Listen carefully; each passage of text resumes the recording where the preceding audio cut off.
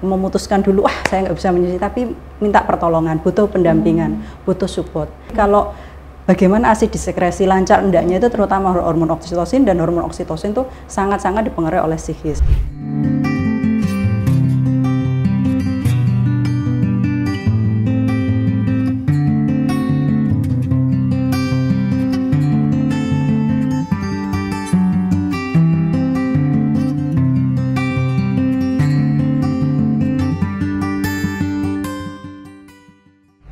Assalamualaikum warahmatullahi wabarakatuh. Selamat pagi para pemirsa yang dirahmati Allah. Kembali lagi bersama saya Dr. Gita Dwi Desyani dalam program acara ASI Aku Sayang Ibu, persembahan Hospital TV Sultan Agung.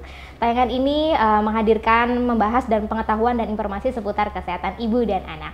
Baik pemirsa, sebelumnya kita akan menyapa terlebih dahulu para pemirsa dimanapun Anda berada yang sedang menyaksikan acara ASI Aku Sayang Ibu pada pagi hari ini. Semoga diberikan kesehatan selalu dan dilancarkan segala aktivitasnya hari ini. Dan tentunya kami sapa para pengunjung dan pasien Rumah Sakit Islam Sultan Agung Semarang dan juga Banjarbaru. Kami mengucapkan terima kasih atas kepercayaan pelayanan kesehatan kepada Rumah Sakit Islam Sultan Agung. Semoga diberikan kesehatan dan kesembuhan dalam menjalankan pengobatan di Rumah Sakit Islam Sultan Agung. Baik pemirsa, makanan ini menjadi penyebab utama alergi pada anak, khususnya anak di bawah usia 2 tahun. Banyak jenis alergi yang menyerang anak, pada akhirnya itu menyebabkan mereka menderita asma, rinitis, dan juga dermatitis atopik atau biasa disebut dengan eksem seperti itu. Nah, sejak dahulu ini sudah terbukti bahwa air susu ibu atau ASI ini merupakan makanan yang baik bagi bayi. Sejak dahulu sudah terbukti bahwa air susu ibu atau ASI ini merupakan makanan yang baik bagi bayi. Tak hanya itu, ASI eksklusif juga bisa mencegah alergi pada anak. Nah, manfaat ASI sudah tidak diragukan lagi, sudah banyak dilakukan penelitian dengan bukti yang sangat valid terkait manfaat ASI untuk anak. Salah satunya manfaat ASI untuk mencegah alergi pada anak. Nah, Organisasi Kesehatan Dunia atau WHO pun menguatkan posisi ASI berdasarkan banyak penelitian terdahulu bahwa hingga saat ini belum ada makanan pengganti lain yang terbukti memiliki kualitas lebih baik dari ASI. Namun ada beberapa peneliti yang membahas bahwa ASI ini saja tidak cukup untuk menjadi penangkal alergi pada anak. Nah pemirsa, seberapa penting sih sebenarnya ASI ini untuk anak? Dan apakah benar ASI ini bisa mencegah alergi pada anak atau pada bayi? Nah, hari ini kita akan membahas tema tentang mencegah alergi dengan ASI ya, bersama narasumber yang tentunya sudah expert di bidangnya. Kita sapa bersama-sama Dr. Minidian Fashitasari MSc, spesialis gizi klinik konsultan. Assalamualaikum Dr. Minidian. Waalaikumsalam warahmatullahi wabarakatuh, Dokter Gita. Bagaimana kabarnya hari ini, Dokter? Alhamdulillah, Dokter Gita juga baik. Alhamdulillah baik, Dokter. Senyumnya ini membawa berkah menurut Dokter. Amin, gitu baik. ya. Amin dulu Dokter. Baik Dokter, tema hari ini kita akan membahas tentang mencegah alergi dengan ASI ya Dokter. Betul, ya, ya. terutama pada bayi. Nah, untuk mengawali pertama-tama nih Dok, bagaimana sekarang mungkin angka kejadian ataukah mungkin prevalensi kejadian alergi pada bayi saat ini Dok? Bagaimana? Terakhir saya baca dari jurnal tahun 2021 itu kalau dari populasi global itu disebutkan sekitar 300 juta loh, cukup banyak populasi di dunia ini yang menderita asma. Asma kan salah satu bentuk alergi juga. Iya Dok. Selanjutnya nih Dok, sebenarnya alergi ini sendiri dampaknya apa saja sih Dok pada bayi atau pada anak sendiri? Kalau dampak pada bayi, ini terutama pada awal-awal kehidupan ya. Iya Dok. Anak misalnya kalau sesak, kemudian nanti gatel-gatel kah, atau pilek-pilek tidak nyaman begitu ya, dia nanti akhirnya makannya jadi kurang, nanti tumbuh kembangnya jadi terganggu. Anak yang lebih besar mungkin waktunya sekolah, dia jadi sering sakit karena gejala alerginya kambuh. Jadinya ya memang nanti nilai rapotnya jelek, nanti misalnya atau sampai istilahnya kita kualitas hidupnya jadi terganggu, apalagi pada masa bayi, anak itu periode emas, masa tumbuh kembang. Jadi memang nanti dampak yang saat ini akan berasa di kemudian hari itu. Makanya memang perlu difokuskan untuk penanganan lebih awal, atau lebih konsen. Iya, berarti memang karena tadi kaitannya alergi ini ada tentang mekanisme pertahanan tubuh atau imunitas itu tadi, memang selanjutnya akan mempengaruhi nutrisi-nutrisi yang masuk ya Dokter ya, tentunya ya.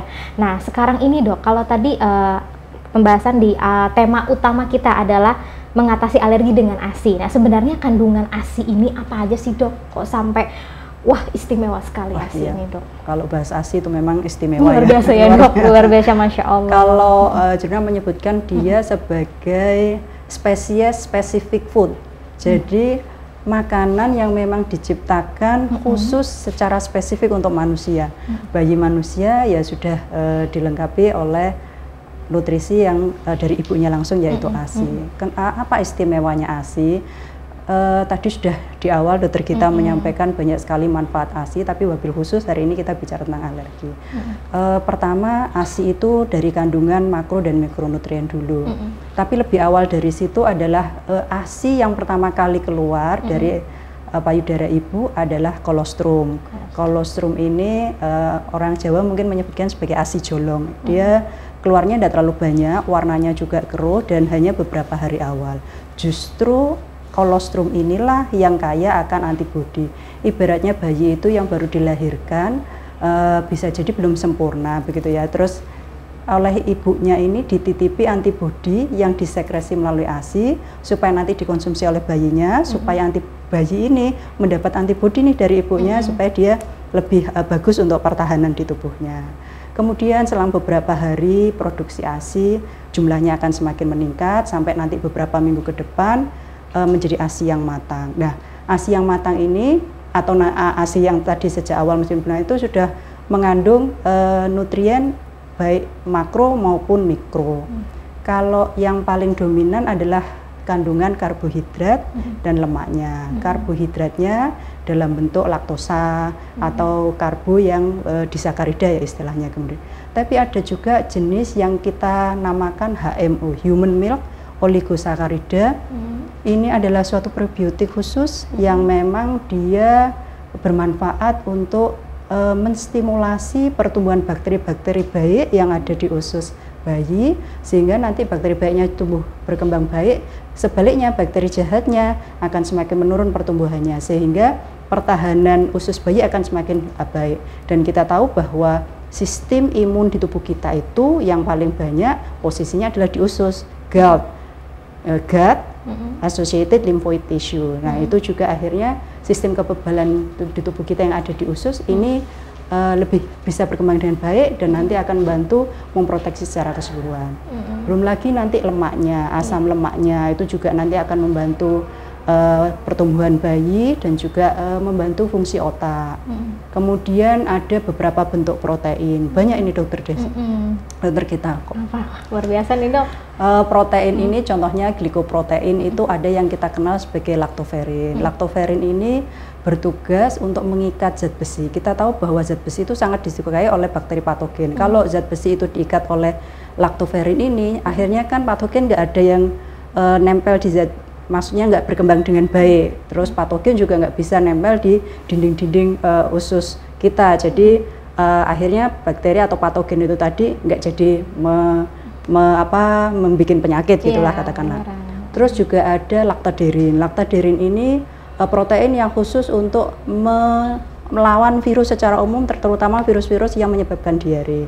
Jadi memang beberapa kandungan ASI yang makronutrien seperti itu contohnya. Kemudian yang mikronutrien sekarang semakin berkembang. Misalnya katakanlah ada enzim, kemudian lisosim, kemudian ada sitokin, kemudian ada faktor-faktor pertumbuhan yang mungkin semakin kesini nanti zat-zat ASI itu akan semakin banyak ditemukan lagi begitu ya, yang baru-baru yang lebih istimewa begitu mungkin. Tapi secara umum garis besarnya gambarannya seperti itu tadi. Luar biasa, Dok. Dari air yang sudah diciptakan sama Allah ya, dokter ya, lewat mediator ibu ya, dokter ya. Berarti membekali si bayi itu dengan jutaan nutrisi itu loh, Dok ya. Luar biasa. Dan ASI itu gold standard ya, istilah kita baku emasnya nutrisi untuk bayi, terutama bayi baru lahir.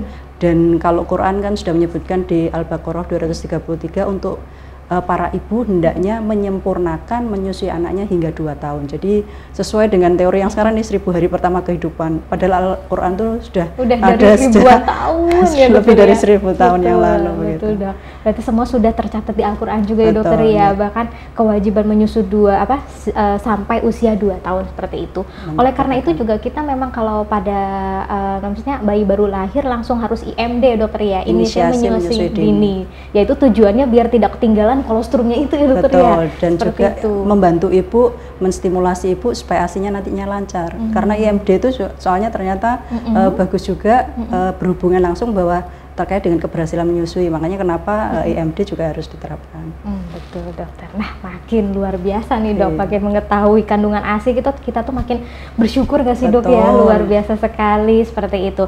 Nah, ini kan ASI juga menurunkan resiko atau mencegah alergi pada bayi dok. Sebenarnya kalau misalkan dari segala macam proses itu, mekanisme khususnya dalam mencegah alergi itu seperti apa sih dok kalau ASI? Tadi yang beberapa kandungan ASI tadi dengan melindungi mukosa atau lapisan di usus, kemudian meningkatkan sistem kekebalan tubuh, itu akhirnya nanti respon imun tubuh kita jadi lebih baik, sehingga kalau ada alergen tidak terlalu berlebihan gitu meresponnya.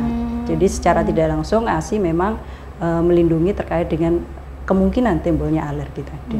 Baik dokter, karena tadi juga ASI jenengan sudah menyebutkan ada juga menimbulkan bakteri-bakteri baik ya dokter ya. Jadi kalau misalkan ada bakteri jahat ini nanti langsung diserang sama bakteri baiknya. Betul. Seperti itu ya dokternya.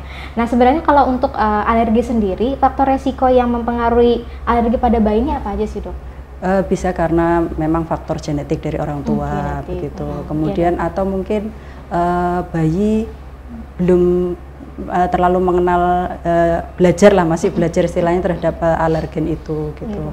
Dan biasanya memang alergen itu kalau yang dari makanan terutama adalah sumber protein seperti telur, kacang-kacangan, seafood termasuk kerang atau udang dan sebagainya. Termasuk ada juga gandum itu yang menimbulkan alergi. Jadi faktor risikonya apa yang dikonsumsi, misalnya kalau itu suatu makanan, kemudian faktor genetik juga dan proses dari bayi mengenal makanan baru selain ASI. Baik, berarti memang ada faktor eksternal dan internalnya seperti itu ya dokter ya. Nah kalau misalkan tadi kan kita harus inisiasi menyusui itu hingga 2 tahun nih dok. Nah kalau misalkan setelah 2 tahun otomatis kan sudah nggak ASI lagi nih dok. Nah itu kalau misalkan untuk apakah memang kalau misalkan mohon maaf nih dok, kalau misalkan si ibu ini nyun sewu dalam masa 2 tahun itu kan kadang-kadang tidak lancar nih dok penyusuinya dok. Nah itu bagaimana solusi bagi ibu yang ASINya itu tidak lancar untuk tetap memenuhi kebutuhan nutrisinya dok? Ya. Jadi kalau sejak bayi baru lahir, yang utama dulu adalah ASI eksklusif. Ya, ASI eksklusif. Satu-satunya ASI yang dikonsumsi bayi selama 6 bulan. Ya. Setelah itu mulai diperkenalkan makanan tambahan dan diteruskan menyusui menyempurnakan sampai 2 tahun. Meskipun WHO pun juga bilang, andaikan si ibu ini mau perpanjang lebih dari 2 tahun, juga enggak apa-apa, enggak harus stop 2 tahun apapun caranya. Nah, kemudian kembali bagaimana kalau si ibu ini enggak bisa menyusui justru di awal-awal sebelum bayi dilahirkan, ini calon ibu ini dalam hal ini memang harus belajar dan diajari begitu ya, disupport betul bagaimana nanti kalau sudah melahirkan si ibu ini bagaimana cara menyusui yang baik. Saya pernah membaca bahwa dari 100 perempuan yang bilang bahwa saya nggak bisa menyusui dok, ASI saya sedikit, ukuran payudara saya sedikit, whatever mitos di masyarakat itu ya. Ternyata dari 100 orang itu yang benar-benar nggak bisa menyusui hanya 2 orang. Artinya apa? Berarti 98% yang lain itu yang merasa tidak bisa menyusui itu sebenarnya bisa menyusui. Makanya ibu-ibu jangan memutuskan dulu, saya nggak bisa menyusui, tapi minta pertolongan, butuh pendampingan, butuh support. Dan secara psikis pun kalau sudah feeling down, sudah tidak bisa menyusui itu memang beneran akan kenyataan karena hormon-hormon kita terutama hormon oksitosin ya. Kalau prolaktin kan yang pengaruhi produksi ASINya. Tapi kalau bagaimana ASI disekresi lancar endaknya itu terutama hormon oksitosin, dan hormon oksitosin itu sangat-sangat dipengaruhi oleh psikis. Makanya kenapa kalau tadi solusinya bagaimana, silahkan ibu tadi mencari pertolongan dulu, membutuhkan pendampingan baik sebelum belajar dulu maupun setelahnya. Dan bahkan 24 jam pertama bayi lahir itu andaikan ASI belum keluar, jangan keburu-buru memutuskan sudah dok saya menyerah, ASI saya belum keluar, sudah ganti susu formula saja. Itu padahal bayi itu sudah dapat cadangan, berarti ada kesempatan ibu untuk berusaha tetap menstimulasi inisiasi menyusui dini itu tadi agar bisa tetap menyusui ASINya gitu. Luar biasa, berarti jangan insecure dulu ya betul, dokter insecure ya. Betul, jangan insecure dulu ya dokter ya, tiba-tiba nggak pede, terus tiba-tiba langsung langsung beli support aja yang praktis gitu ya dokter ya. Belum tentu cocok seperti itu. Nah kalau misalkan support ini ini tadi kan bisa menyebabkan alergi susu sapi ini dok, alergi atau intoleran nih dok kalau biasanya kalau pada anak-anak terkait susu sapi ini dok? Bisa dua-duanya. Bisa dua-duanya dok betul, malahan ya. iya. Karena susu sapi bisa ada protein yang dia bikin alergi juga karena susu sapi. Tapi bisa juga karena kekurangan defisiensi laktase, enzim, jadi intoleransi juga. Ya, bisa dua-duanya memang. Iya, berarti ya. Oke. Beresiko juga. Beresiko ya dokter ya. Ya. Berarti memang intinya harus tetap semangat ya dokter ya, mencari dukungan dari keluarga terutama suami ya dokter ya. Suami, mertua, ibu gitu ya. Dan ini juga dok, bagaimana cara ini dok, biar ASI itu tambah banyak? Katanya ada mitos mengatakan daun katuk itu bagus buat melancarkan ASI. Nah, itu benar nggak dok? Ada betulnya. Betul, jadi ya, begini, kalau untuk melancarkan ASI atau produksi ASI-nya bagus, berarti nutrisi ibunya harus bagus. Dan kandungan ASI itu bisa jadi berbeda-beda dari hari ke hari, dari anak yang satu dengan anak yang lain, sesuai dengan kebutuhannya. Jadi istimewanya ASI seperti itu. Lah, ASI itu sudah diset nih kandungannya segini. Kalau ibunya makannya kurang, akibatnya cadangan yang ada di tubuh ibunya ini yang akan dibongkar. Makanya kenapa si ibu ini kebutuhan nutrisinya ketika masa menyusui jauh lebih tinggi daripada ketika hamil, apalagi ketika tidak hamil dan tidak menyusui, begitu ya. Jadi memang kalorinya juga harus tercukupi, dia sampai 500 lebih tambahannya dibanding tidak hamil dan tidak menyusui. Kemudian memang ada protein gitu yang dibutuhkan tubuh, terus ada kayak tadi katuk dan sebagainya, ada beberapa zat yang juga dibikin herbal ya. Ada beberapa itu juga banyak penelitian menyebutkan memang mampu merangsang atau memperbaiki produksi ASI-nya. Termasuk juga ada obat-obatan tertentu. Makanya kenapa tadi misalnya si ibu tidak bisa menyusui, ada kok terapinya. Selain dukungan juga ada persepan gitu maksudnya. Iya, tentunya ya dokter ya, seperti itu ya. Berarti memang kalau pantesan kalau misalkan ibu menyusui makannya tambah banyak ya dokter ya. Harus begitu memang.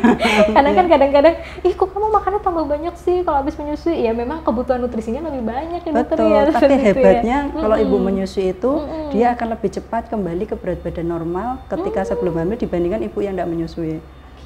Jadi ya memang karena kebutuhannya meningkat, maamnya pun banyak, tapi dia lebih cepat langsing gitu loh. Karena dikeluarin juga ya.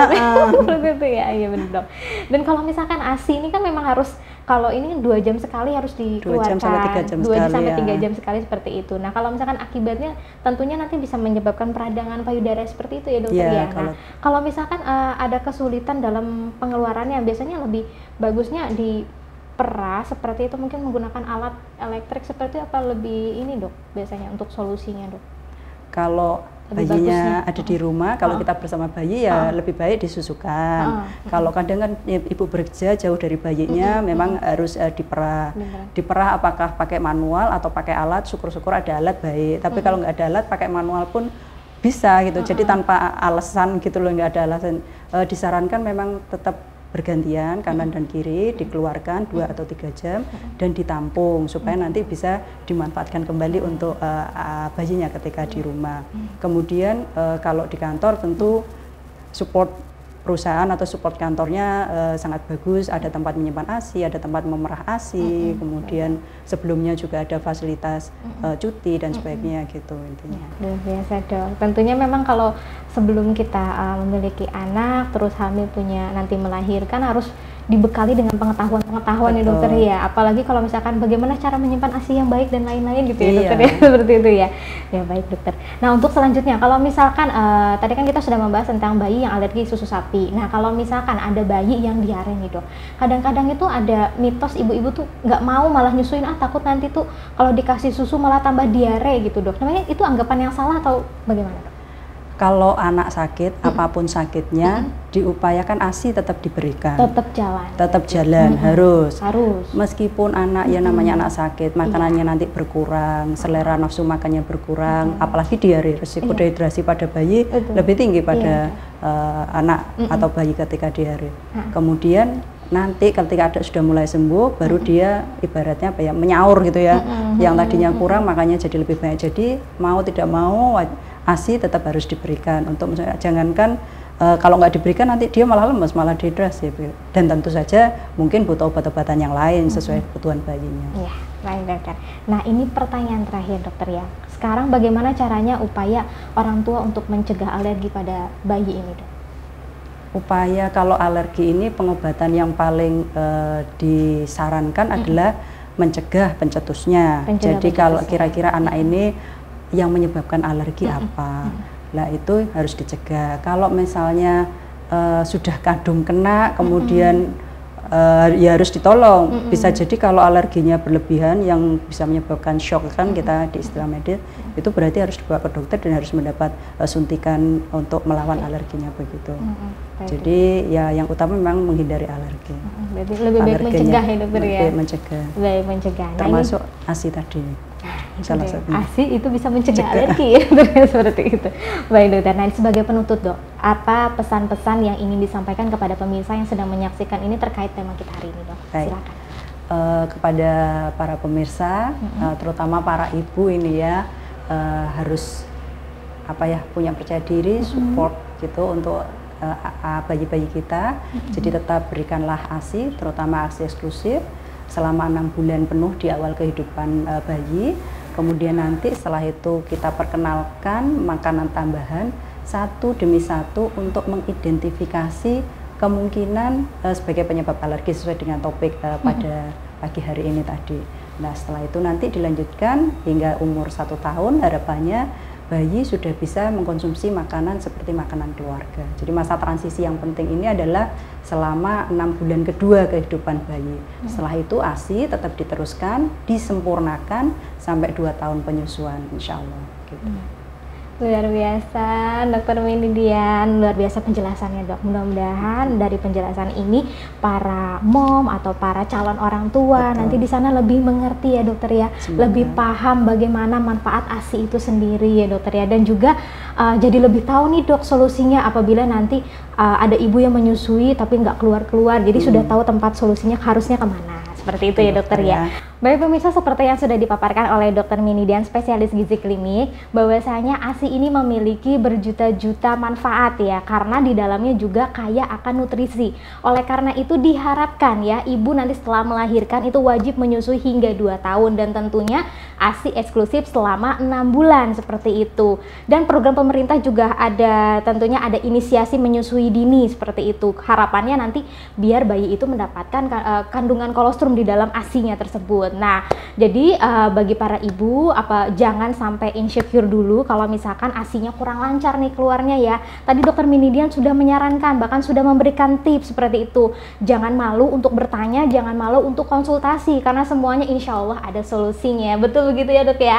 Baik, pemirsa, sampai di sini dulu perjumpaan kita. Jangan lupa saksikan ASI Aku Sayang Ibu tentunya di channel YouTube kami Hospital TV Sultan Agung. Jangan lupa di like, subscribe dan juga nyalakan tombol notifikasinya agar tidak ketinggalan pembahasan tema-tema kita yang menarik setiap minggunya. Baik pemirsa, saya Dr. Gita, mohon undur diri bersama kru yang bertugas hari ini. Sampai jumpa minggu depan. Wassalamualaikum warahmatullahi wabarakatuh. Waalaikumsalam.